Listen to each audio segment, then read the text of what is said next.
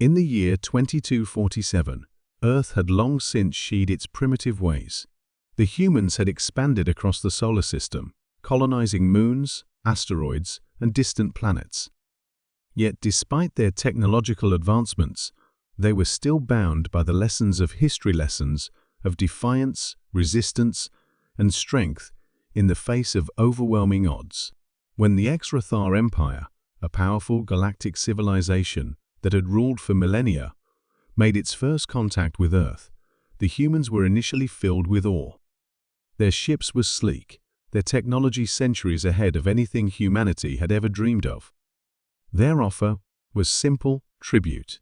The Xrathar demanded that Earth pay homage to their empire, acknowledging their superiority and submitting to their rule.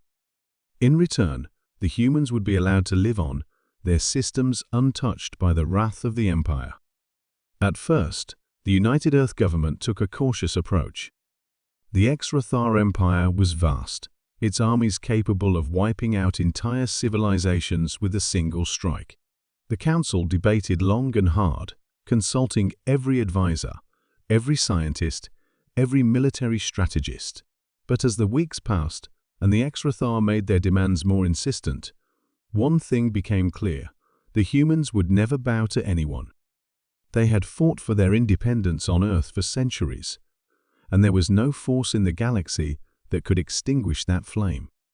The Xrathar's emissary, a towering figure covered in silver, appeared on Earth's digital screens.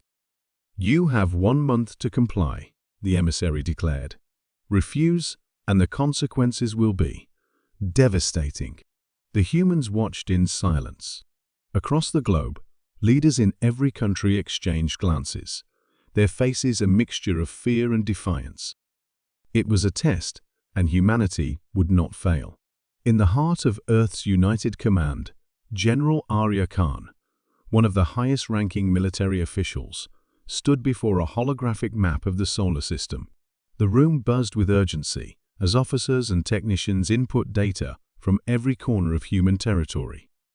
The Xrathar, with their advanced fleets and fleets of warships, had set up a blockade around Earth, ensuring that no one could escape or communicate with the outside universe. General Khan leaned forward, her eyes narrowing. "Send them a message they'll never forget," she ordered, her voice low and resolute. It wasn't just a matter of defiance anymore, it was about survival. The Xrathar were not interested in trade, diplomacy, or cooperation. They had made it clear that they saw humanity as insignificant. To them, Earth was just another primitive world in need of domination. But humanity was not what the Xrathar thought it was. The people of Earth had learned the harshest lessons of survival from their own violent history. They had fought wars, overthrown tyrants, and risen from the ashes of destruction time and time again. The human spirit was indomitable. The thought of submitting to the will of the Xrathar was unthinkable. Within days, the world's brightest minds and military leaders gathered in secret. The decision was made. Earth would respond in a way that no one could have predicted, a message that would echo across the stars. As the Xrathar awaited their tribute, they received something else entirely. A series of communications began to flood their communication channels, a transmission that was, to the untrained eye, a simple report. But for the Xrathar, the message it contained was a death sentence. The humans had built something unimaginable. Deep in the lunar bases, in the depths of Mars, and on the outer colonies, humanity had secretly constructed an arsenal of nuclear weapons beyond anything the Xrathar had ever encountered. The Xrathar had assumed that Earth, with its primitive technology and outdated weapons, would have nothing capable of resisting their might. They had gravely underestimated the resourcefulness of humankind.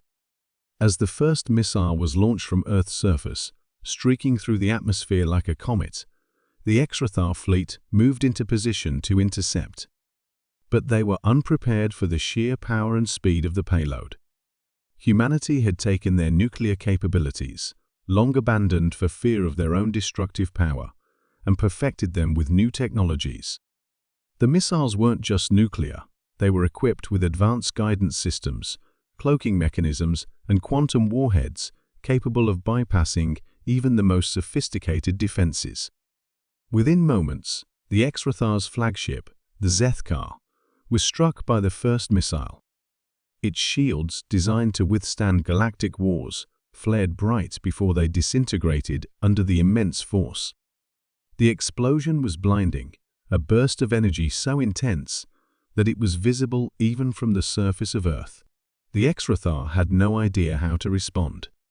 Their entire fleet scrambled to retaliate, but humanity had already unleashed a barrage of missiles, each one more precise, more devastating, and more relentless than the last. The fleet scattered in chaos, trying to regroup, but the humans were already one step ahead. They had anticipated every move, every contingency. The devastation that followed was beyond comprehension. Dozens of Exrathar warships were obliterated, their crews incinerated in seconds. The survivors, once so confident in their dominance, now fled in disarray, desperate to escape the fury of the humans. The Exrathar had underestimated humanity's greatest strength, its refusal to submit. In the face of an overwhelmingly superior force, Earth had responded with a show of power that no one in the galaxy would ever forget. As the dust settled and the last of the Exrathar ships vanished into the void, General Arya Khan stood on the balcony of the command center, looking out at the Earth below. The sky, once clouded with the remnants of battle, was now clear. Humanity had proven that it would not bow, not to the Exrathar, not to any empire, and not to any force in the universe. They had sent a message that would resonate for millennia. The Earth would not be their tribute. It would not be anyone's to conquer. It would fight, and it would survive. And if the galaxy had learned anything today, it was this: never underestimate humanity.